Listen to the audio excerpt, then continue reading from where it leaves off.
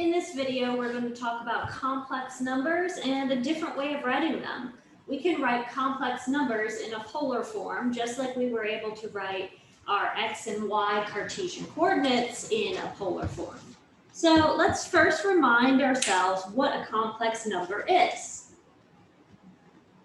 So recall that a complex number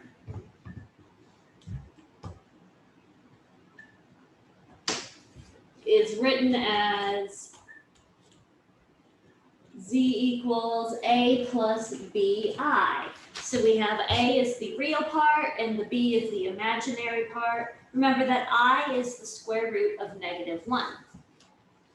So we can graph these complex numbers in what's called the complex plane.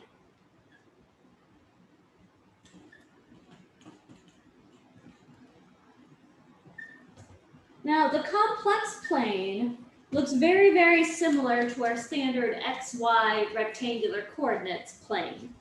But we have our horizontal axis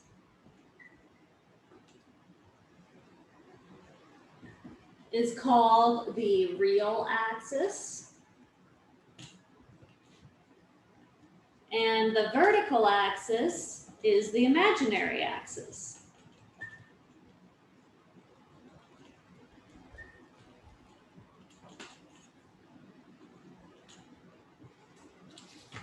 So the point a plus bi is graphed as a comma b using the real axis and the imaginary axis. So let's start with an example, just graphing in the standard complex plane.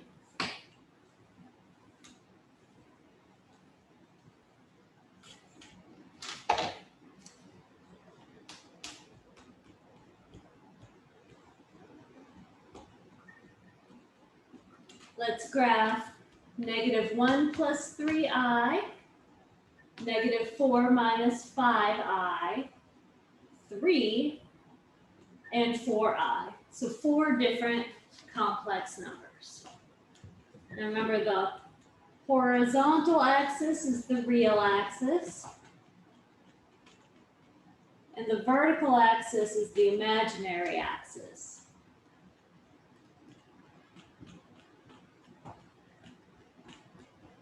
But other than that, graphing on the complex plane is just like graphing in our standard Cartesian plane, the x and the y.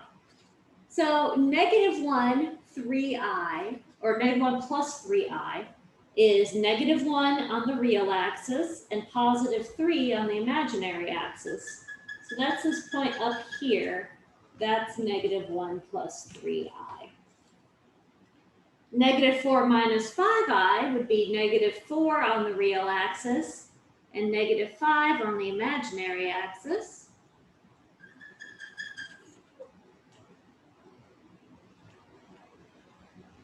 Move that point over a little more to be more accurate. And so that is my point, -4 minus 5i. Now 3 has 3 on the real axis and 0 for the imaginary axis. So that's just right here. There's 3.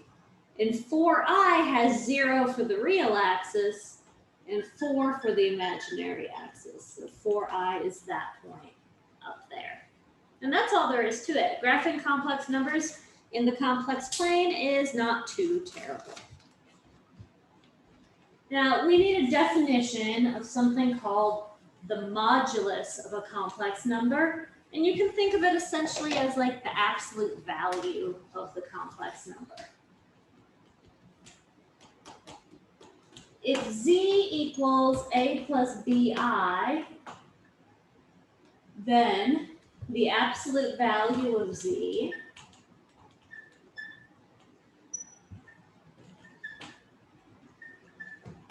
which is also called the modulus, or the magnitude of z, is defined by modulus of z equals the square root of a squared plus b squared. So we're going to do an example using this definition to find the modulus of various complex numbers. Now, you might notice that this looks pretty similar to a distance formula you may have learned at some point, and that makes sense if you think about it. Absolute value with real numbers was the distance from 0, so it was always positive. In complex numbers, we have to kind of use a distance formula using our coordinates, but you end up with an absolute value equaling some form of a distance again. So it matches our definition for the real numbers.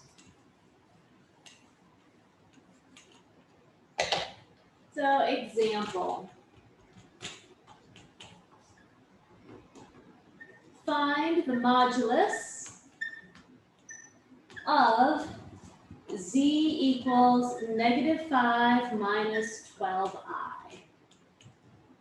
Well, I know by definition, modulus of z is the square root of a squared plus b squared.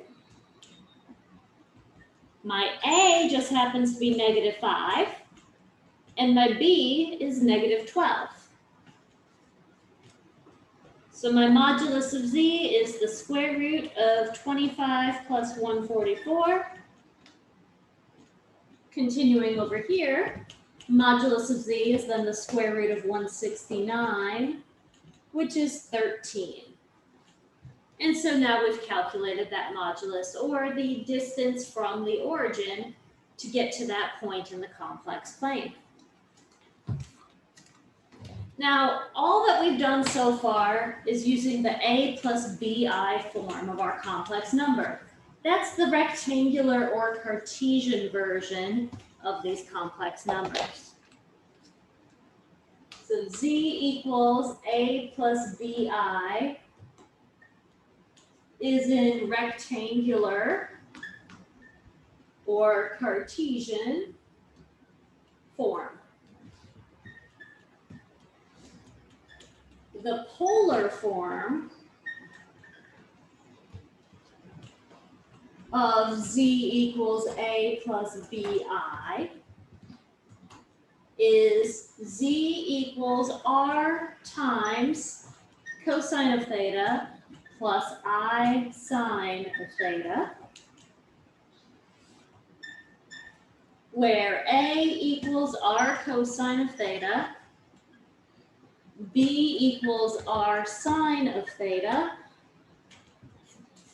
r is the square root of a squared plus b squared, which is our modulus of z, and tangent of theta is equal to b over a. So again, r is the modulus of z, and we say theta is the argument.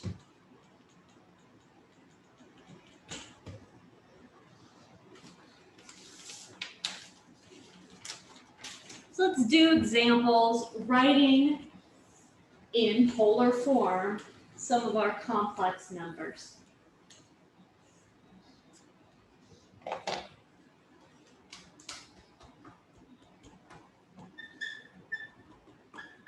Write z equals 1 minus I in polar form.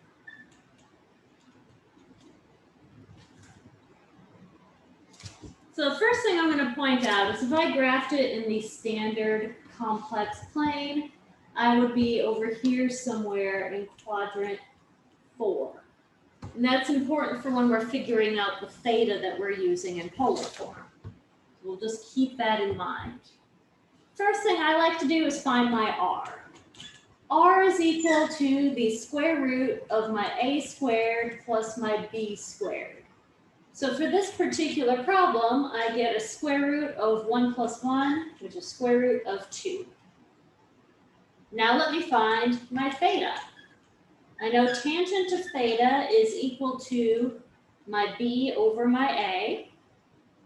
So I get -1 over 1, and that means I need to know what angle in quadrant 4 results in a tangent of -1.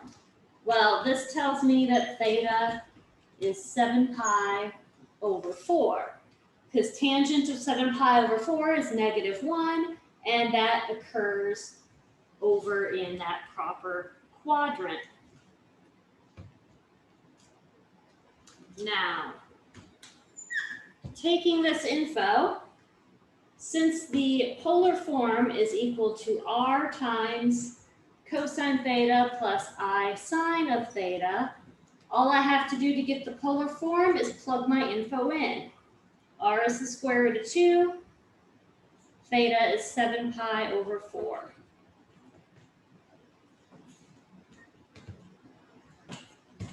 And when we're told to find it in polar form, you just leave it just like that. You don't need to evaluate any of those trig functions because that would actually take you back to the rectangular form when those are evaluated.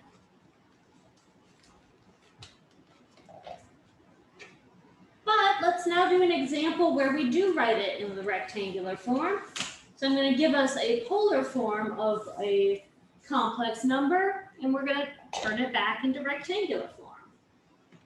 So let's write z equals 6 times cosine of 150 degrees plus I sine of 150 degrees in rectangular form.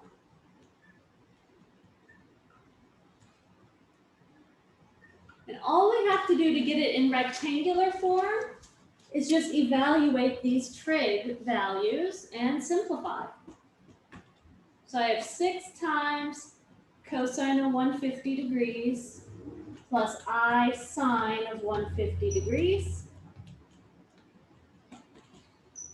Now, cosine of 150 degrees is negative square root 3 over 2. And sine of 150 degrees is 1/2. And so now if I distribute my 6 through, I get negative 3 square root 3 plus 3 times I, and that is my a plus bi form, the rectangular form of that same complex number.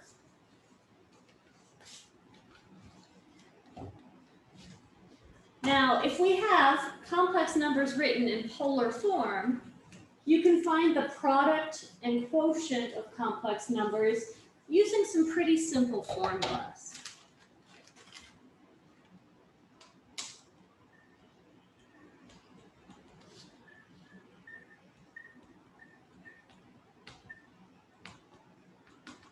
So products and quotients in polar form. If we have z1 equals r1 cosine of theta 1 plus I sine of theta 1, and z2 is r2 cosine theta 2 plus I sine of theta 2, then we have these following formulas. z1 times z2 is equal to r1 times r2 times cosine theta 1 plus theta 2 plus I sine theta 1 plus theta 2. And z1 over z2 is r1 over r2 times cosine theta 1 minus theta 2 plus I sine theta 1 minus theta 2. Now, those formulas kind of look like magic, quite frankly, but they can actually be proven using a lot of our trig identities that we already know. So you would be using your sum and difference formulas to get these different things. You can prove it by actually multiplying these guys out or dividing them out the way we usually do complex numbers, distribute everything, combine like terms, and then use your sum and difference formulas to rewrite to this other side of the equation. Let's do some examples using these formulas.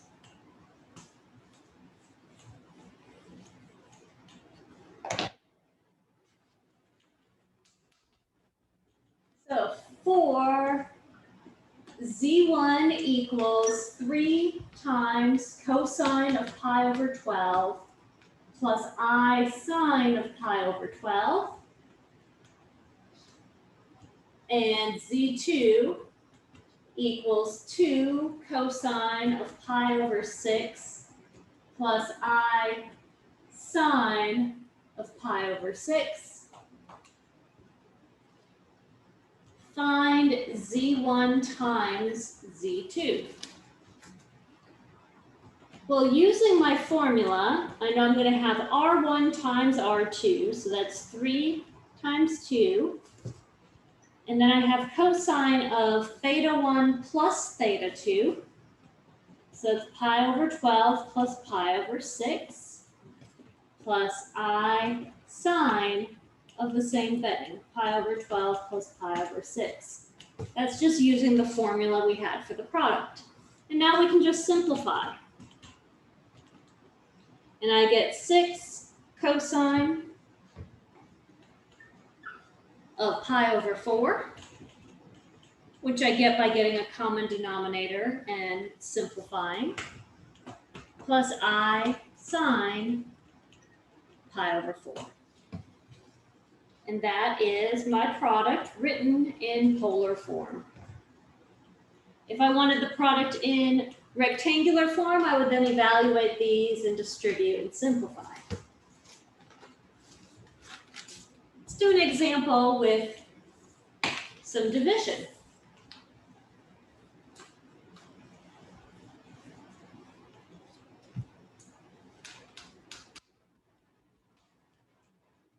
So given Z1 equals 18 times cosine 75 degrees plus I sine of 75 degrees,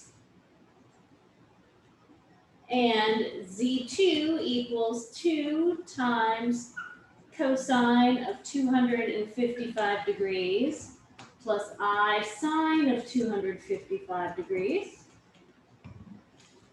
Let's find Z1 over Z2. Well, using my formula, I know Z1 over Z2 is equal to my R1 over my R2 times cosine theta 1 minus theta 2 plus I sine of theta 1 minus theta 2. And now we just have to simplify. This tells me Z1 over Z2 is equal to 9 times cosine of negative 180 degrees plus I sine of negative 180 degrees. And that's technically right there, but we can also rewrite this by using an angle that's just between 0 and 360 degrees. Negative 180 degrees is coterminal to positive 180 degrees. So this means that I can rewrite this as 9 times cosine of 180 degrees plus I sine of 180 degrees using coterminal angles.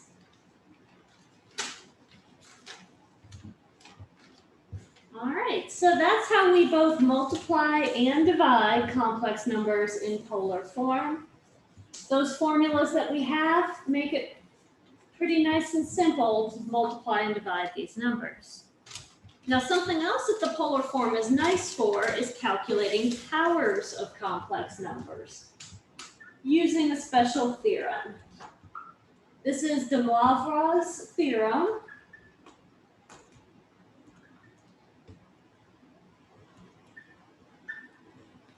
And DeMoivre's theorem says if Z equals R times cosine theta plus I sine theta,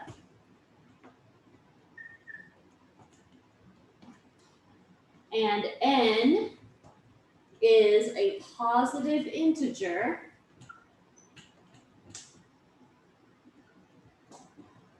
then Z to the nth power is equal to R to the nth times cosine of n times theta plus I sine of n times theta. So an example using this,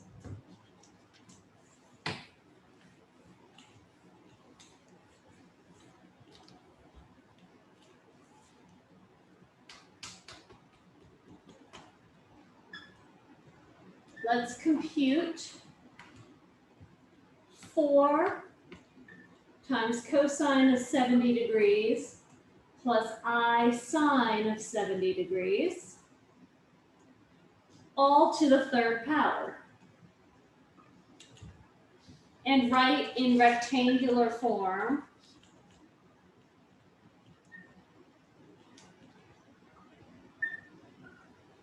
A plus BI. Well, if we didn't want to use our theorem, we could just take this expression and multiply it by itself 3 times and do a lot of distribution. But that can be incredibly tedious. But using this theorem, we know that this is equal to 4 to the third times cosine of 3 times 70 degrees plus I sine of 3 times 70 degrees. 4 to the third is 64. And this is cosine of 210 degrees plus I sine of 210 degrees. And now to put it into rectangular form, all I have to do is evaluate these trig functions and then distribute. Cosine of 210 degrees is negative square root 3 over 2. And sine of 210 degrees is negative 1/2. Now if I distribute my 64 through, I get negative 32 square root of 3 minus 32i is the answer in the form A plus BI. That was way less tedious than it would have been to just multiply that by itself 3 times. This theorem makes it a lot simpler. Now, another thing that we can do with complex numbers is calculate various types of roots of the complex numbers. Let's talk about the nth roots of complex numbers.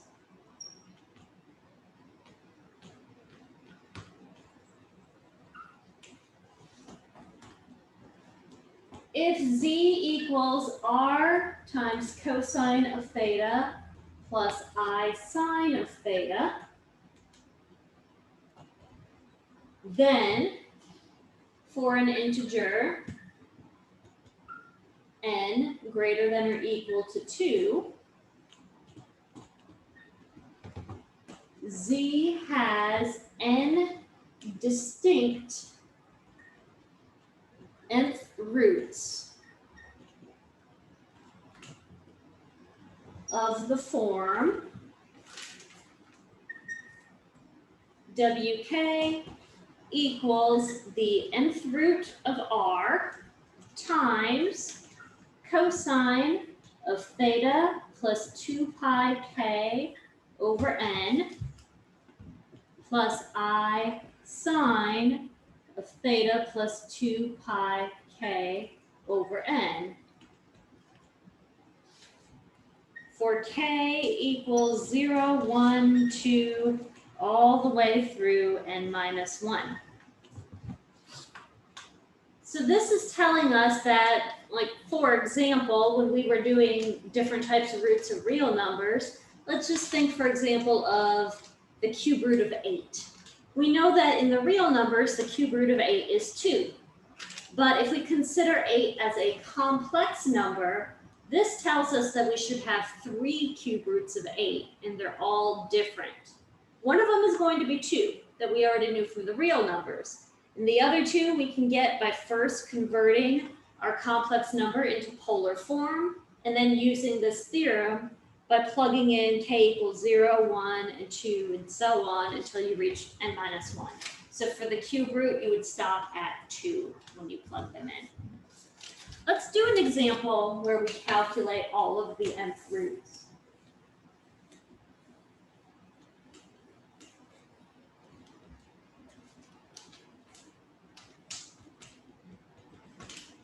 So let's start by finding the cube roots of negative 64 over the complex numbers.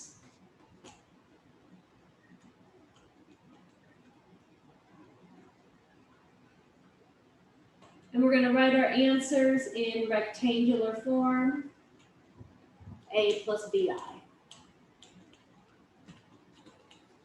Well, take a look at that negative 64. We already know from working with real numbers that the real cube root of negative 64 is negative 4. So that should be one of our three answers when we find the complex cube roots of negative 64. So we'll find out that we do actually get that answer by using that same formula. So if we're going to use that formula to find the cube roots, we want to first rewrite negative 64 in its polar form. So my complex number z equals negative 64 plus 0i. Let's write this in its polar form. First, find r. R is equal to the square root of my a squared plus my b squared. So I'm going to get the square root of 64 squared. This tells me r is equal to 64. Now I also have tangent of theta is equal to 0 over negative 64, which is 0. So remember, this was tangent of theta is my b over a. So I need values of theta, which makes tangent equal to 0. Now, using my unit circle, that's either going to be over here at 0 or over here at pi. Now, which one is it that we actually need? Let's think about where this graph, if we graph this point on the complex plane, where it would fall. Negative 64 plus 0i would be over on this left side here. So we're going to need to use theta equals pi for this problem. That matches where my tangent is equal to 0 on the left side of the graph. So this tells me that the polar form of my negative 64 is 64 times cosine of pi plus I sine of pi. Now I have this in polar form, and now we can find all of the cube roots using our formula. So my formula says that all of the roots, wk, are going to be equal to the nth root of 64. And in this case, it's the cube root because we're trying to find the cube roots. Our n is equal to 3. So I have cube root of 64 times cosine of my theta plus 2 pi k over my n, which is 3, plus I sine of my theta, which is pi, plus 2 pi k over my n, which is 3. So I just have to use this formula to find all of my cube roots. And I know I'm going to have exactly 3 of them. To find the first one, you plug in 0 for k. I get cube root of 64, which is 4, times cosine of pi plus 2 pi times 0 over 3, plus I sine of pi plus 2 pi times 0 over 3. And now we just have to simplify this.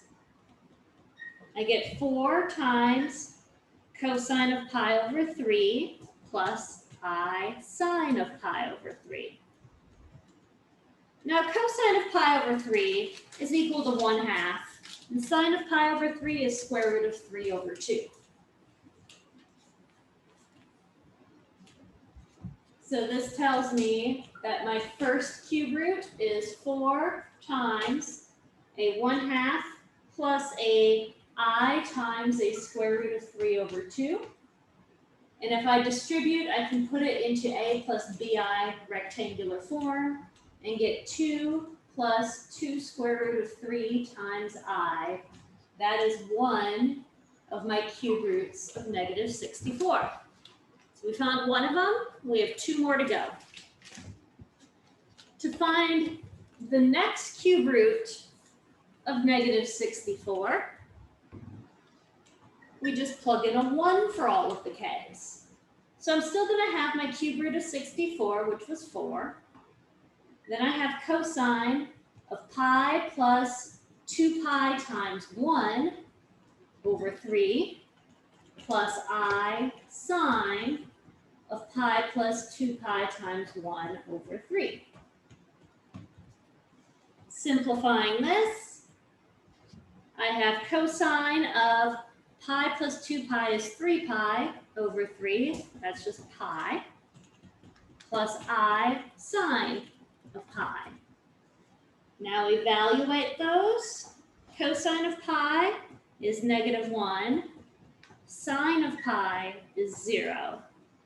So when I distribute, I get the next cube root of negative 64 is -4.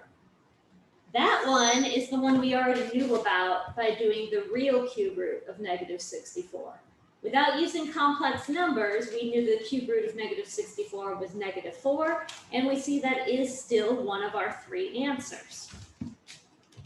Now we just need to find our last cube root of negative 64. And we get that by plugging in k equals 2. So W2 is equal to my cube root of 64, which is 4, times cosine of pi plus 2 pi times 2 over 3 plus I sine of pi plus 2 pi times 2 over 3. Simplifying this, I have cosine of 5 pi over 3 and I sine of 5 pi over 3, and all of that's multiplied by 4. Evaluating those trig functions, my cosine of 5 pi over 3 is 1/2, and sine of 5 pi over 3 is negative square root 3 over 2.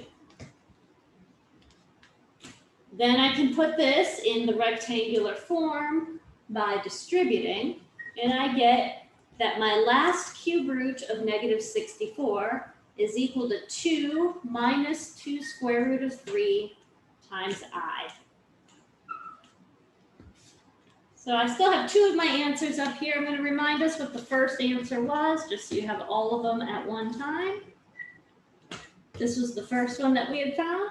And there in the boxes are all 3 of my cube roots of negative 64. Notice that they are all different.